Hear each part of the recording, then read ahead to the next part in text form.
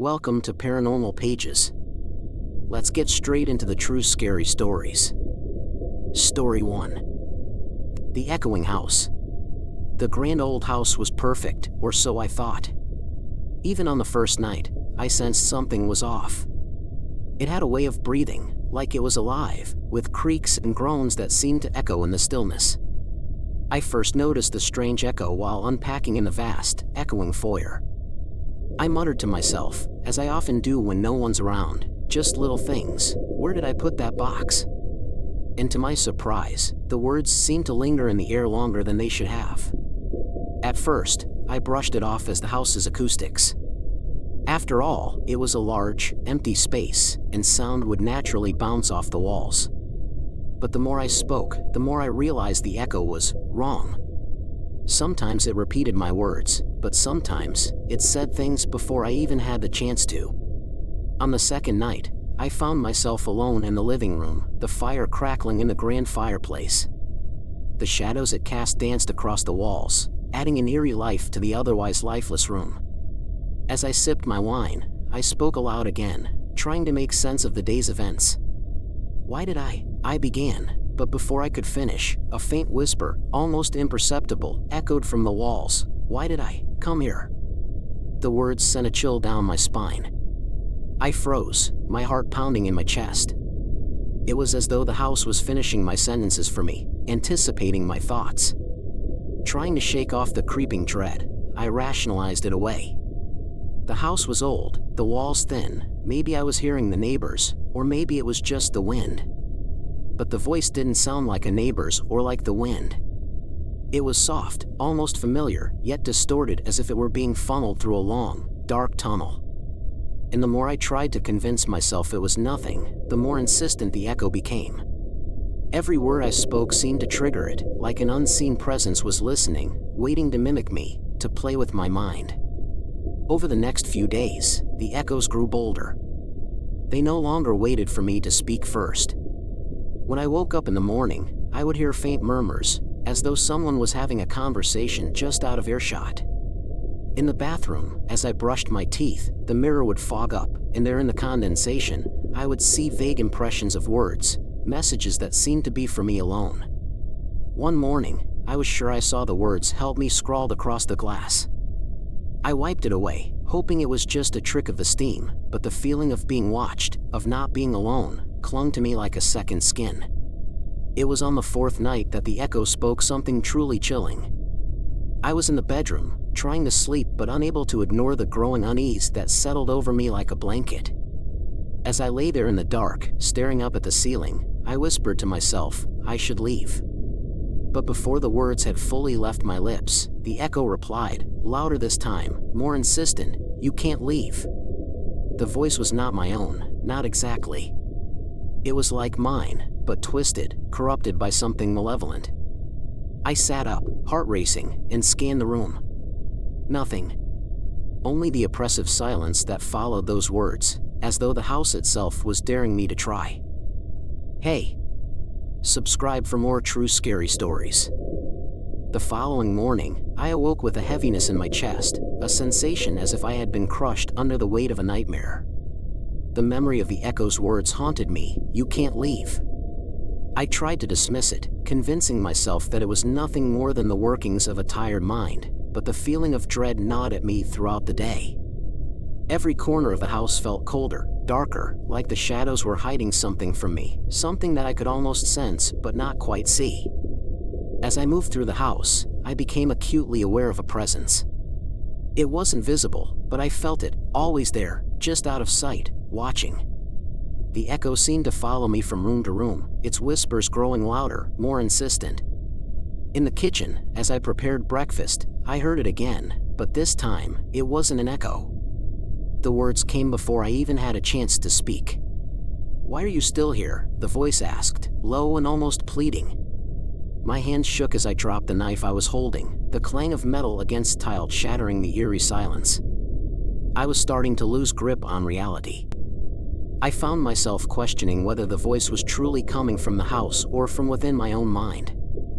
I had always been alone, ever since it happened. Moving into this house was supposed to be a way to start over, but instead, it felt like I was being pulled deeper into a nightmare. The voice became my constant companion, echoing my thoughts, sometimes even finishing my sentences before I could speak them aloud. "Why are you doing this to me?" I muttered under my breath, and immediately, the voice answered, "I'm not doing anything. You brought this with you." Those words struck a chord deep within me. The way the voice said it, there was a truth to it, a truth I didn't want to acknowledge. My mind raced, searching for answers, but none came. The thought that I might have brought something with me, something dark, something sinister, terrified me.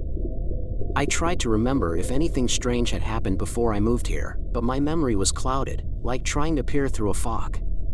All I knew was that the more time I spent in this house, the more fragmented I felt. Desperation took hold of me.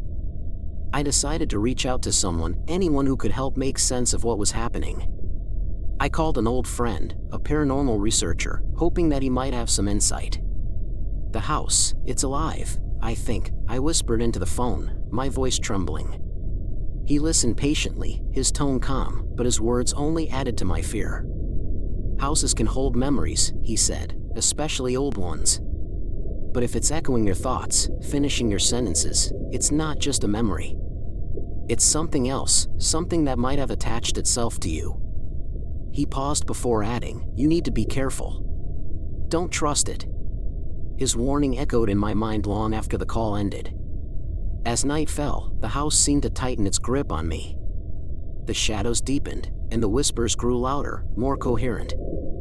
I began hearing words and languages I didn't recognize, voices overlapping, as if different entities were trying to communicate with me all at once.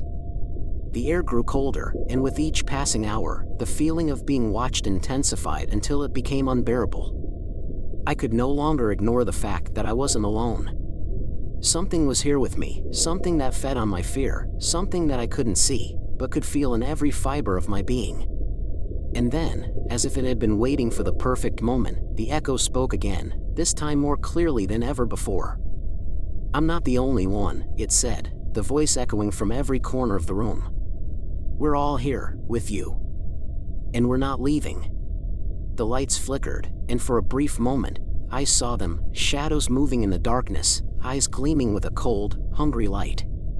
They were all around me, lurking in the walls, under the floorboards, in the very air I breathed. I was trapped, surrounded by unseen horrors that I had unwittingly invited into my life. I didn't sleep that night. How could I? The house was alive with whispers, every creaking groan laced with malevolence. I could hear them, the voices, the ones who claimed they were all here. I couldn't see them, but their presence was undeniable, as tangible as the walls that now felt more like a prison than a home. I spent the night in the living room, curled up on the couch, my eyes darting to every shadow, every corner, waiting for something, anything, to reveal itself. As dawn broke, the house fell eerily silent. The silence was worse than the whispers. It was as though the house was holding its breath, waiting for something. I knew I couldn't stay here, but the thought of leaving filled me with an inexplicable dread. I had no idea where I would go or what I would do, but I had to get out. I forced myself to move, to pack a bag, but the moment I stepped into the hallway, the floorboards creaked beneath my feet, and the whispers started again.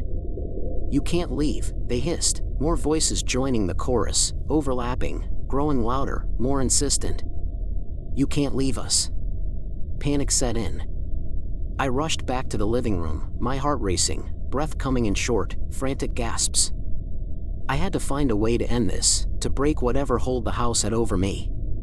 But as I stood there, the echo of my own voice reverberated around me, repeating the words I had said the night before, "You can't leave." The realization hit me like a punch to the gut. This wasn't just the house. This was something that had latched onto me long before I ever stepped foot in this place. The house was just amplifying it, feeding off it, growing stronger with every moment I stayed. Desperation drove me to the basement, the one place in the house I had avoided. Something about it had always felt wrong, like a wound in the very foundation of the house.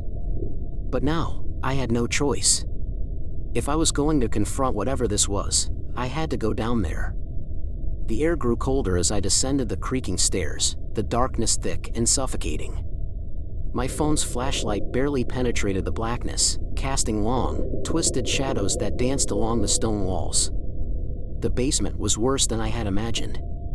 It was a cavernous space, much larger than it had any right to be, as though it extended far beyond the boundaries of the house itself.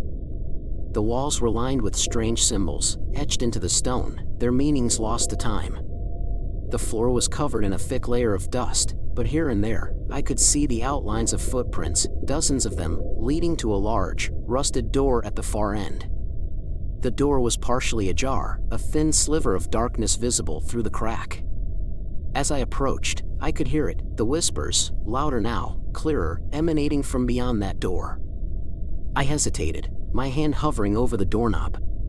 Every instinct screamed at me to turn back, to run, but I knew there was no escaping this. Not anymore.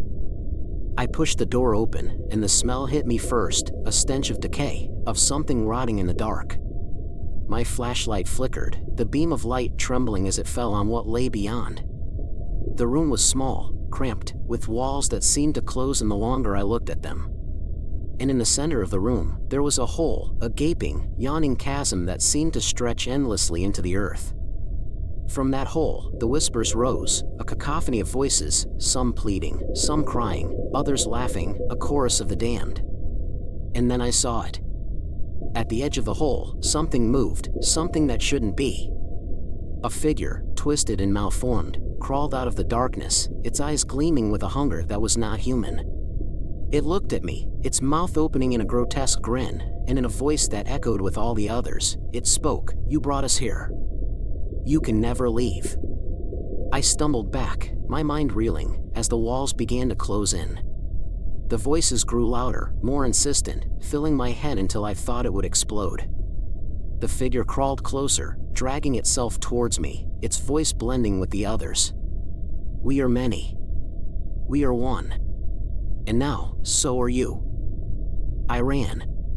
I don't remember how I got back up the stairs, only that I was suddenly in the hallway, the basement door slamming shut behind me with a force that shook the walls. But there was no escape. The whispers followed me, louder than ever, filling every room, every corner of the house. The thing I had seen, the twisted, crawling figure, was still down there, but its presence seemed to permeate the very air I was breathing, as if it had seeped into the walls, into my mind. I stumbled into the living room, my heart pounding so hard I thought it would burst. I had to get out, had to escape this nightmare before it consumed me. But even as I reached for the front door, I knew deep down that leaving wouldn't be that easy. The house had its claws in me now, its echoes reverberating through my very bones. Still, I had to try. I threw open the door and stepped outside, gasping for the fresh air I so desperately needed. But as I crossed the threshold, I heard it again, the voice, the one that had spoken to me in the basement. "You can't leave. We won't let you." The words sent a shiver down my spine. I was outside, but something was wrong. The world around me felt distorted, as if I were seeing it through a veil. The sky was a shade too dark, the trees twisted in ways that defied logic. And the whispers, they were still there, all around me, as if the house had extended its reach beyond its physical boundaries. I turned back to look at the house, and that's when I saw it. The front door was still open, but standing just inside, silhouetted by the dim light, was the figure. It was watching me, waiting, its grin widening as it realized I hadn't truly escaped. Panic surged through me as I ran, my feet pounding against the pavement. I didn't know where I was going, only that I needed to get as far away from that house as possible. But the farther I ran, the more the world around me began to blur. The trees seemed to close in, the sky pressing down, until I found myself back at the front of the house. It was as if I had never left. The door was still open, and the figure was still there, waiting. My heart sank as the truth settled in. There was no escape. The house, or whatever was inside it, had me trapped in its own twisted reality. I tried to scream, but no sound came out. The whispers had grown louder, more insistent, until they were all I could hear. My thoughts were no longer my own, my mind filled with the voices of those who had come before me, those who had been consumed by the house. They were inside me now, their memories, their fears, merging with mine until I could no longer tell where I ended and they began.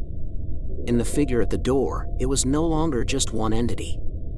It was many, all those lost souls twisted together into something far more terrifying. I fell to my knees, clutching my head as the echoes overwhelmed me. I could feel the house tightening its grip, the walls closing in, the floor shifting beneath me as if the entire structure was alive. And then, from somewhere deep within the recesses of my mind, I heard a voice that was both mine and not mine at the same time. "You belong to us now," it said, with a finality that left no room for doubt. "You've always belonged to us." The realization hit me with the force of a tidal wave. This wasn't just about the house. It was about something much darker, something that had been following me for a long time, waiting for the right moment to strike. I had brought it here, had let it in, and now there was no turning back. The figure stepped forward, crossing the threshold, and I knew it was over. The last of my sanity slipped away as I felt the house consume me, body and soul, merging with the echoes that had haunted me from the start. In the final moments, as my consciousness faded, I became one with the house, just another echo in the endless chorus of voices trapped within its walls. And as the darkness closed in, I realized that this was my fate all along, an endless loop, a haunting that would never end. For the house was alive, and now, so was I, forever trapped within its whispering walls. Hey! Subscribe for more true scary stories. Story 2. The Whispering Doll. When I first saw the doll, I could hardly believe my eyes. The small, dusty shop on the corner of Elm and Vine had never caught my attention before, but something about that day had lured me in. The shopkeeper, an elderly woman with cataract-clouded eyes, greeted me with a slow, toothless smile. The air inside was heavy with the scent of aged wood and forgotten memories, thick with the weight of stories left untold. I wandered through narrow aisles lined with relics of the past, but it wasn't until I reached the farthest corner of the shop that I found her. The doll sat propped up on a weathered wooden chair, its porcelain skin almost too perfect, except for a few tiny cracks spider-webbing across its face. Its eyes were an unnervingly bright blue, the kind that seemed to follow you no matter where you stood. It was dressed in a tattered lace dress, yellowed with age, and its tiny hands were folded neatly in its lap. I felt an inexplicable pull towards it, a strange compulsion that I couldn't shake. The doll seemed to beckon me closer, its gaze penetrating, and for reasons I still don't fully understand, I bought it. The old woman behind the counter didn't ask for much in return, just a few crumpled bills. As I handed over the money, she leaned in, her voice a gravelly whisper. "Be careful with that one, dear. It's seen things, that doll. Things you wouldn't believe." Her warning sent a shiver down my spine, but I laughed it off, chalking it up to the oddities of the elderly. Besides, it was just a doll. What harm could it possibly do? That first night, I placed the doll on a shelf in my living room, near the fireplace. Its presence was unsettling, yet I couldn't bring myself to put it away. There was something almost mesmerizing about it, like an old photograph that you can't stop staring at, even though it makes you uneasy. I went to bed with the uneasy feeling that those bright blue eyes were watching me, even as I turned off the lights and left the room in darkness. The next morning, I found the doll on the floor, lying face down in front of the fireplace. I must have left it too close to the edge of the shelf, I reasoned. It probably fell during the night. Still, the sight of it there, as though it had crawled off the shelf on its own, left me feeling disconcerted. I placed it back where it belonged, careful to push it further back so it wouldn't fall again. But the unease lingered, a nagging worry at the back of my mind that I couldn't quite shake. A few days passed without incident, though I couldn't help but notice that the doll seemed to shift slightly every time I walked into the room. Sometimes its head would be tilted at a different angle, or its arms would appear to have moved. I told myself it was my imagination, that the fear I felt was irrational. But last night, everything changed. When I walked into the kitchen this morning, the doll was sitting at the table, a knife from my drawer clasped tightly in its tiny porcelain hands. I froze in the doorway, the breath catching in my throat as I stared at the doll, its unblinking blue eyes locked onto mine. The knife in its hands gleamed under the fluorescent light, a sharp contrast to the delicate lace of its dress. My mind raced, trying to make sense of what I was seeing. I had left the doll on the shelf last night, hadn't I? And the knife, I was certain I'd put it back in the drawer after dinner. Yet here it was, as if it had somehow crept into the kitchen on its own. My first instinct was to back away, to leave the room and call someone, anyone. But who would believe me? What would I even say? The thought of explaining it out loud seemed absurd. It's just a doll, I kept repeating to myself, just a stupid doll. But that didn't explain how it had moved, or why it was holding a knife. I took a tentative step forward, my heart pounding in my chest, and reached out to grab the knife. The doll's porcelain hand felt cold and unnervingly lifelike as I pried the blade from its grip. For a moment, I could have sworn I felt it resist. I quickly set the knife on the counter, my hands trembling. The doll remained in its sitting position, staring straight ahead, its expression unchanged. But there was something different about it now, something more sinister.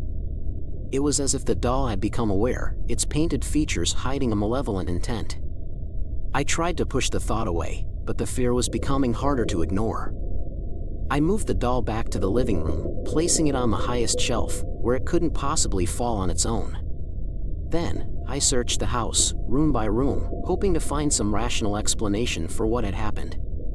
Maybe there was someone playing a cruel joke on me, maybe I was just sleepwalking. But the house was empty, and nothing else seemed out of place. Still, the nagging feeling that I was being watched wouldn't leave me. That night, I decided to stay up late, determined to catch whatever was moving the doll. I set up a chair in the living room, facing the shelf where I had placed it, and waited. Hours passed, and the only sound was the ticking of the clock on the wall. I began to nod off, my eyelids growing heavy, but just as I was about to drift into sleep, I heard it, a soft, scraping sound, like porcelain against wood. My eyes shot open, and I saw the doll's head slowly turning, its eyes fixed directly on me. My heart nearly stopped.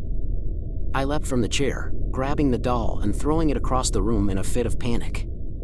It hit the wall with a sickening thud, falling to the floor in a heap. I stood there, panting, as adrenaline coursed through my veins. But even as it lay there, motionless, I knew this wasn't over. The feeling of dread was overwhelming now, as if something dark and ancient had awakened within that fragile shell. As I approached the doll, intent on destroying it once and for all, I heard a soft whisper, barely audible, coming from its direction.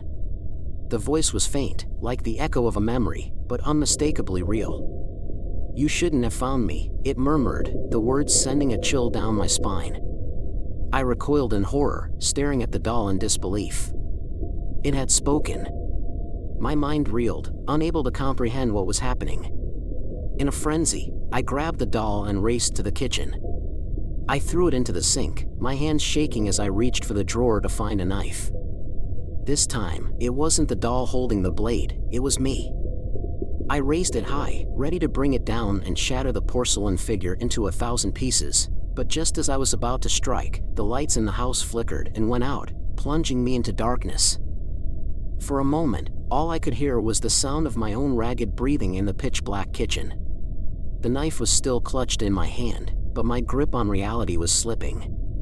My mind swirled with fear, each thought more irrational than the last. The darkness was thick, oppressive, as though it were alive, pressing in on me from all sides. My eyes darted around, searching for any trace of light, but there was nothing, just the void and the heavy silence that accompanied it. And then, a faint creak of wood echoed from the hallway. I spun around, the knife held out in front of me like a shield, but there was nothing there.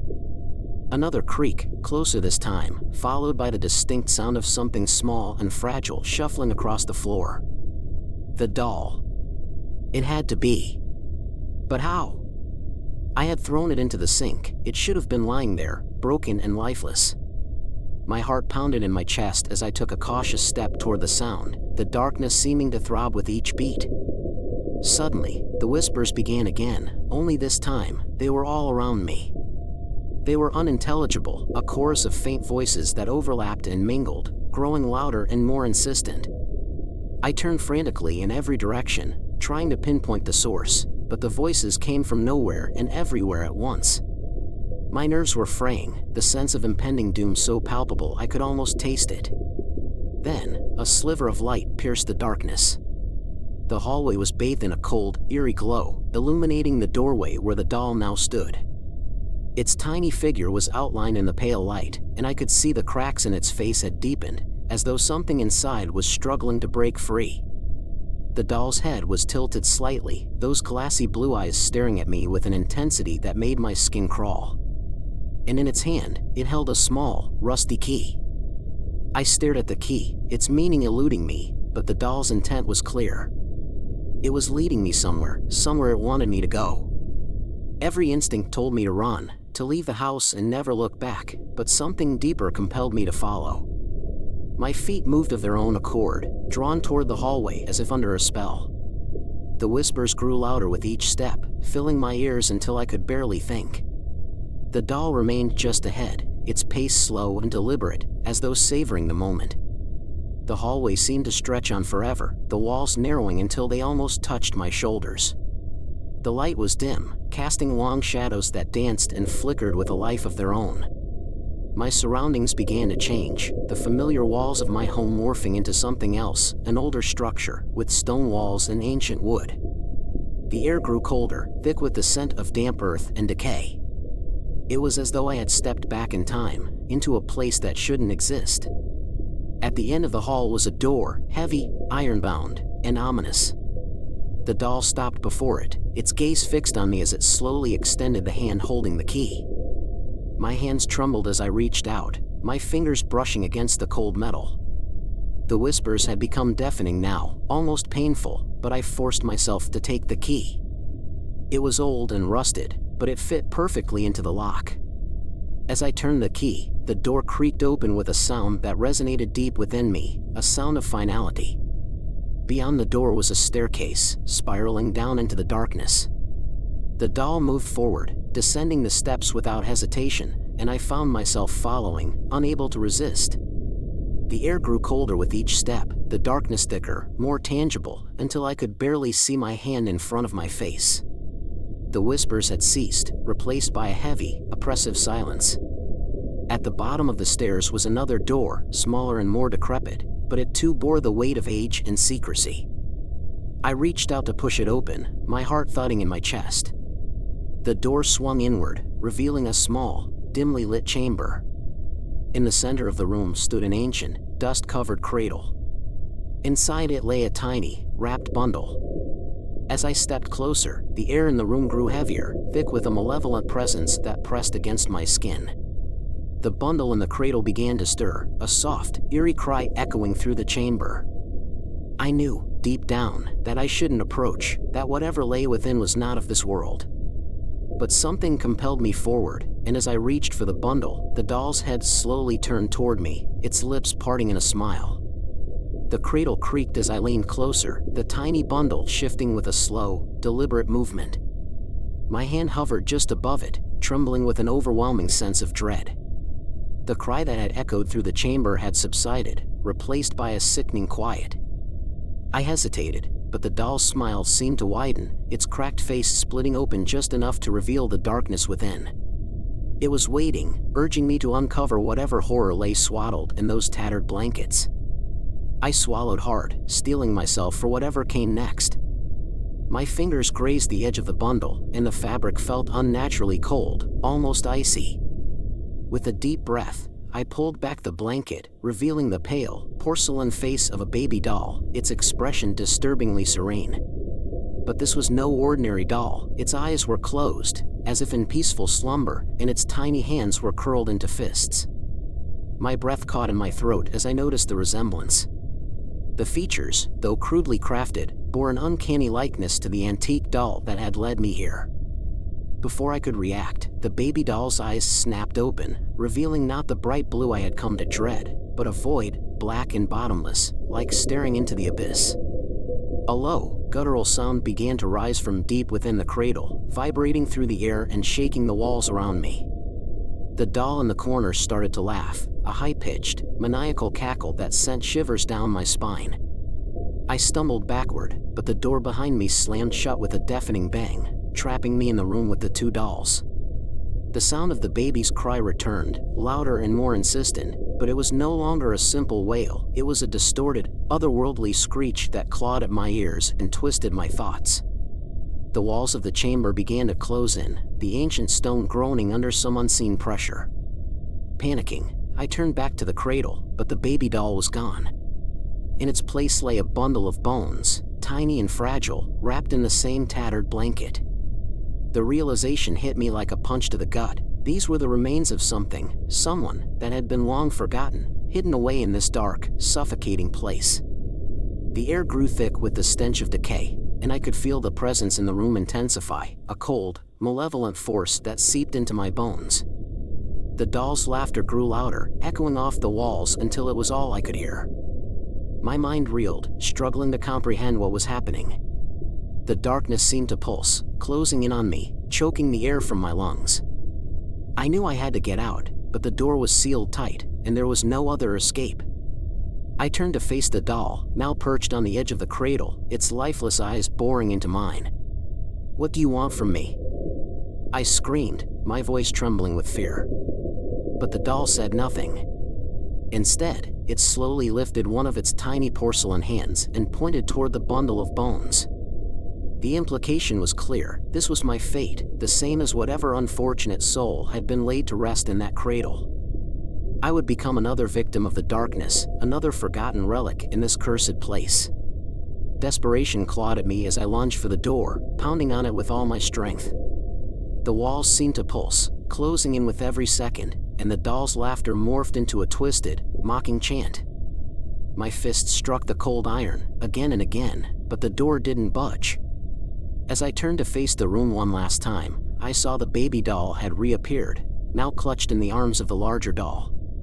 Its black eyes gleamed with a sinister light, and I realized with a sickening dread that the dolls were merging, becoming one entity, one that was drawing strength from the fear that radiated from my very soul.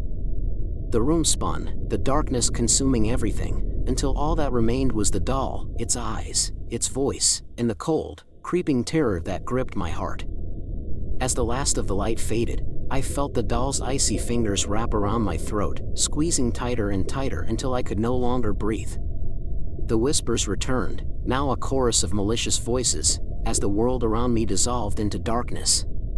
My last thought, before everything went black, was the shopkeeper's warning, echoing in my mind, "Be careful with that one, dear. It's seen things, that doll. Things you wouldn't believe." She had known.